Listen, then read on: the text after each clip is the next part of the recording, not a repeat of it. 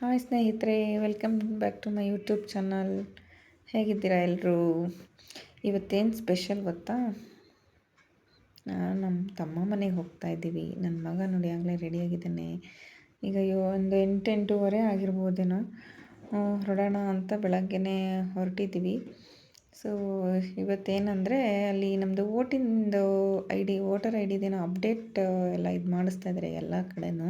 So ನಮ್ಮದು ಇನ್ನೂ voter I D ಎಲ್ಲ ಅಲ್ಲೇ ಇದೆ, ತಮ್ಮವ್ರ ಮನೆ ಹತ್ರನೇ ಇರೋದು.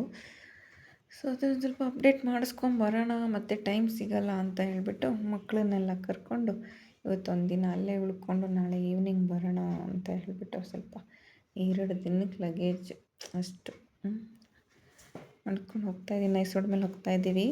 ಸಿಟಿ ಮೇಲೆ ಹೋದರೆ ಹೆವಿ ಟ್ರಾಫಿಕ್ಕು, ನಿಜವಾಗ್ಲೂ ಆಗೋದಿಲ್ಲ, ಟಯರ್ಡ್ ಆಗಿಬಿಡುತ್ತೆ, ಮತ್ತು ಅಲ್ಲಿಗೆ ಹೋಗೋಕ್ಕೂ ಆಗಲ್ಲ, ಕೆಲಸನೂ ಆಗಲ್ಲ ಅಂದ್ಕೊಂಡು ನೈಸ್ ರೋಡ್ ಮೇಲೆ ಹತ್ತಿದ್ವಿ. ಸೊ ಮಕ್ಕಳಂತೂ ಫುಲ್ ಎಕ್ಸೈಟೆಡ್ ಆಗಿದ್ದಾರೆ. ಅಲ್ಲಿ ನನ್ನ ತಮ್ಮ ಮಕ್ಕಳು ಅಷ್ಟೇ ಫೋನ್ ಮಾಡಿದೆ, ಇನ್ನೂ ಬಂದಿಲ್ಲ ಅಂತ ಹೇಳ್ತಾಯಿದ್ರು. ಸೊ ಇವ್ರೂ ಅಷ್ಟೇ ಹ್ಯಾಪಿಯಿಂದ ಹೋಗ್ತಾಯಿದ್ದೀವಿ. ತಮ್ಮವ್ರು ಇರೋದು ಕೆಂಗೇರಿ ಹತ್ರ. ಸೊ ನಾವಿರೋದು ಎಲೆಕ್ಟ್ರಾನಿಕ್ ಸಿಟಿ. ಸೊ ಇಲ್ಲಿಂದ ಅಲ್ಲಿಗೆ 40-45 ಮಿನಿಟ್ಸ್ ಆಗುತ್ತೆ ಹೋಗೋಕ್ಕೆ. ಸೊ ಬೇಗ ಹೋದರೆ ಅಲ್ಲಿ ತಿಂಡಿ ಮಾಡಿಕೊಂಡು ಏನಿದು ಅದು ವೋಟರ್ದಕ್ಕೆ ಮುಗಿಸ್ಕೊಳ್ಳೋಣ ಅಂತ ಹೋಗ್ತೀವಿ. ಆನ್ ದ ವೇ ನೋಡಿದ್ರೆ ಫುಲ್ ಫ್ಲವರ್ಸ್ ಬಂದಿದೆ ಎಲ್ಲ ರೋಡಲ್ಲಿ, ತುಂಬ ಚೆನ್ನಾಗಿ ಕಾಣ್ತಾಯಿತ್ತು. ಸೊ ಒಂದು 5 ನಿಮಿಷ ನಿಂತ್ಕೊಂಡು ಫೋಟೋಸ್ ಎಲ್ಲ ತೊಗೊಂಡು ಹೋಗೋಣ ಅಂತ ಹೇಳಿಬಿಟ್ಟು ಎಲ್ಲರೂ ಗಾಡಿ ಪಾರ್ಕ್ ಮಾಡಿಲ್ಲ photos ತೊಗೊಳ್ತಿದ್ರು.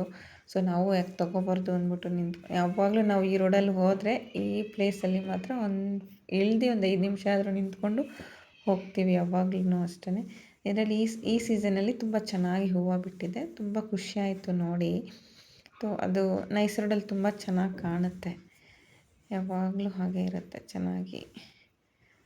So on the way ಹೋಗ್ತಾ ನೋಡ್ಕೊಂಡು ಹೋಗ್ತೀವಿ. ಅದಾದಮೇಲೆ ಮನೆಗೆ ಹೋಗಬೇಕು. ಸೊ ಅಲ್ಲಿ ನನ್ನ ತಮ್ಮ ಮನೇಲಿ ನಮ್ಮ ತಮ್ಮನ ಹೆಂಡ್ತಿ, 2 ಮಕ್ಕಳು, ಅಪ್ಪ ಅಮ್ಮ ಇಲ್ಲ, ಭಾಳ ಚಿಕ್ಕ ವಯಸ್ಸಲ್ಲೇ ಕಳ್ಕೊಂಡ್ವಿ ನಾವು. ನಿಮಗೆ ಮುಂದಿನ ಸ್ಟೋರಿಲಿ ಹೇಳ್ತೀನಿ ಏನೇನಂತ. ಸೊ ಇದು ನಮ್ಮ ತಮ್ಮ ಮನೆ. ಈಗ ಒಂದು 4-5 ವರ್ಷ ಆಗ್ತಾ ಬರ್ತಾಯಿದೆ. ಹಳೆ ಮನೆ ಇತ್ತು, ಅದನ್ನು ಬೀಳಿಸ್ಬಿಟ್ಟು ಹೊಸ ಮನೆ ಕಟ್ಟಿದ್ದಾರೆ. ನಮ್ಮ ತಮ್ಮ ಇಲ್ಲೇ ಸೆಟ್ಲಾಗಿರೋದು.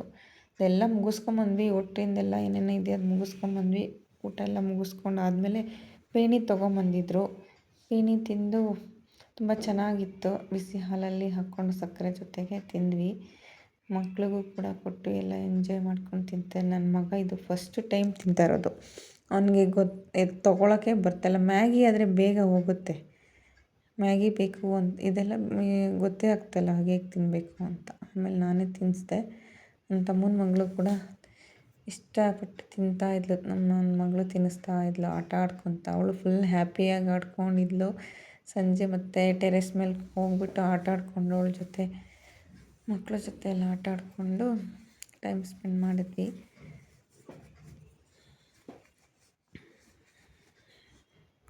ನನ್ನ ತಮ್ಮ ಎಲ್ಲೋ ಕೆಲಸದ ಮೇಲೆಲ್ಲೋ ಹೊರಗೆ ಹೋಗಿದ್ದ ಸ್ವಲ್ಪ ಹೊತ್ತು. ಅವನು ಏನೋ ತೊಗೊಂಬರ್ತೀನಿ ಅಂತ ಅಂದ. ಆಮೇಲೆ ನೋಡಿದ್ರೆ ಕಚೋರಿ ತೊಗೊಂಡು ಬಂದಿದ್ದ. ಕಚೋರಿ ಎಲ್ಲರೂ ತಿಂದ್ಬಿಟ್ಟು ಸ್ನ್ಯಾಕ್ಸ್ಗೆ ರಾತ್ರಿ ಊಟಕ್ಕೆ ಏನು ಮಾಡೋದಂತ ಯೋಚನೆ ಅಡುಗೆ ಮಾಡೋಣ ಅಂತ ಯೋಚನೆ ಮಾಡ್ತಾಯಿದ್ವಿ. ಕಚೋರಿ ಎಲ್ಲ ತಿಂದ್ಬಿಟ್ಟು ರಾತ್ರಿ ಏನು ಸ್ಪೆಷಲ್ ಗೊತ್ತಾ ಫ್ರೆಂಡ್ಸ್, ಒಂದು ಡಿಫ್ರೆಂಟ್ ಎಕ್ಸ್ಪೀರಿಯೆನ್ಸು.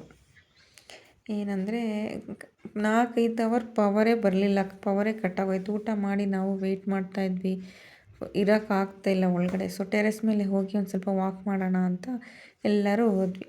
ಎಲ್ಲರೂ ಹೋದ್ಮೇಲೆ ಸ್ವಲ್ಪ ಹೊತ್ತು ಕೂತ್ಕೊಂಡು ಮಾತಾಡ್ಬೇಕಾದ್ರೆ ಅನಿಸ್ತು ಇವತ್ತಿಲ್ಲೇ ಮಲ್ಕೊಳ್ಳೋಣ ಅನಿಸ್ತು. ಎಲ್ಲರೂ ಕೇಳಿದ್ದಕ್ಕೆ ಎಲ್ಲರೂ ಮಲ್ಕೊಳ್ಳೋಣ ಅಂತ ಅಂದ್ವಿ. ಆವಾಗ ನಾವು ಚಿಕ್ಕವರಿದ್ದಾಗ ಬೇಸಿಗೆ ಕಾಲದಲ್ಲೆಲ್ಲ ಹೊರಗಡೆ ಮಲ್ಕೊಳ್ತಿದ್ವಿ. ಆ ಮೆಮೊರೀಸ್ ಎಲ್ಲ ಮಕ್ಕಳ ಹತ್ರ ಶೇರ್ ಮಾಡಿಕೊಂಡು ಅವರಿಗೆಲ್ಲ ಹಿಂಗಿದ್ವಿ, ಈ ಥರ ತುಂಬ ಎಂಜಾಯ್ ಮಾಡ್ತಿದ್ವಿ ನಾವು ಅವಾಗೆಲ್ಲ. ಅದನ್ನೆಲ್ಲ ಅವ್ರಿಗೆ ಎಕ್ಸ್ಪೀರಿಯೆನ್ಸ್ ಆಗಲಿ ಅಂತ ಅವ್ರಿಗೆ ಆ ಸ್ಟೋರೀಸ್ನೆಲ್ಲ ಹೇಳಿಕೊಂಡು 12 ಗಂಟೆವರೆಗೂ ಎಲ್ಲ ಮಾತಾಡ್ಕೊಂಡು ಮಲ್ಕೊಂಡ್ವಿ. ಚೆನ್ನಾಗಿ ನಿದ್ದೆ ಮಾಡಿದ್ವಿ. ಬೆಳಗ್ಗೆ 6:30-7 ಗಂಟೆವರೆಗೂ ಎಚ್ಚರನೇ ಆಗಿಲ್ಲ ಯಾರಿಗೂ, ಅಷ್ಟು ಚೆನ್ನಾಗಿ ನಿದ್ದೆ ಮಾಡಿದ್ವಿ. ತುಂಬ ಗಾಳಿ ತುಂಬ ಚೆನ್ನಾಗಿತ್ತು. ಸೊ ವೆದರ್ ಕೂಡ ತುಂಬ ಚೆನ್ನಾಗಿತ್ತು. ಪುಣ್ಯ ಏನಂದರೆ ಮಳೆ ಬರಲಿಲ್ಲ. ಸೊ ಹಾಗಾಗಿ ತುಂಬ ಚೆನ್ನಾಗಿತ್ತು. ಆಮೇಲೆ ಟೀ ಕೂಡ ಮಾಡ್ಕೊಂಡು ಅಲ್ಲೇ ಕುಡಿಯೋಣ ಒಂದು ಟೈಮು ಅಂತ ಹೇಳಿಬಿಟ್ಟು ಮೇಲೆ ತೊಗೊಂಡೋಗಿ ಟೀ ಕುಡಿಯೋಣ ಅಲ್ಲೇ ಅಂತ ಹೋದ್ವಿ. ಸೊ ಟೀ ಕುಡ್ಕೊಂಡು ಸ್ವಲ್ಪ ಹೊತ್ತು ಟೈಮ್ ಸ್ಪೆಂಡ್ ಮಾಡಿಕೊಂಡು ಅಲ್ಲೇ ಬಂದ್ವಿ. ಮತ್ತು ಇವತ್ತೇನೇನು ಮಾಡಬೇಕು, ಏನೇನು ಮಾಡ್ತೀವಿ ಅನ್ನೋದನ್ನ ಮುಂದಿನ ವ್ಲಾಗಲ್ಲಿ ನಾನು ಹೇಳ್ತೀನಿ. ನೀವು ಹೀಗೆ ಏನಾದ್ರು ಎಕ್ಸ್ಪೀರಿಯೆನ್ಸ್ ಮಾಡ್ತೀರಾ? ಸೊ ಮಕ್ಕಳಿಗೊಂದು ಎಕ್ಸ್ಪೀರಿಯೆನ್ಸ್ ಆಗಬೇಕು ಇದೆಲ್ಲ. ಈಗ ಪ್ರೆಷರ್ ಲೈಫಲ್ಲಿ ಏನೂ ಮಾಡೋಕ್ಕಾಗ್ತಾಯಿಲ್ಲ. ಸೊ ಹೀಗೆ ಮಕ್ಕಳಿಗೆ ಒಂದೊಂದು ಎಕ್ಸ್ಪೀರಿಯೆನ್ಸ್ ಆಗಲಿ ಅಂತ ನಾವು ಇದು ಮಾಡ್ತೀವಿ. ಮುಂದಿನ ವ್ಲಾಗಲ್ಲಿ ಸಿಗೋಣ ಫ್ರೆಂಡ್ಸ್. ಇಷ್ಟ ಆದರೆ ಲೈಕ್ ಮಾಡಿ, ಸಬ್ಸ್ಕ್ರೈಬ್ ಮಾಡಿ. Thank you.